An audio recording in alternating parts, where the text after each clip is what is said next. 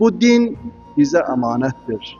Biz Allah Resulü'na söz vermişik, vəd vermişik ki, sənə ümmət olacağıq. Başka yolumuz da yoktur. Bunun için ömrümüzün kalan hissəsini bütövlükdə səcdədə keçirib Müslüman olmağımıza göre Allah'a şükür ve həmd etsək, yetmez ki biz başımızı səcdədən kaldırmayaq. Bir de Müslüman olmadan halımızı düşünək ki biz Müslüman değilik, dinsizik, imansızıq.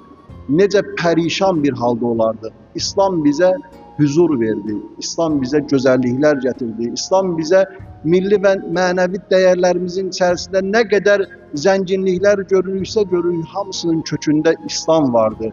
Ve bu bakımdan əhdimizə vəfamızın, sədaqətimizin kökünde duran o müəllim kimdir? Allah Resulü ve bize de düşen vazife ona sədaqət göstererek ömrümüzün kalan hissəsini əhdimizi pozmadan, vəhdəti pozmadan, kardeşliği pozmadan ömrümüzü başa vurmaqdır.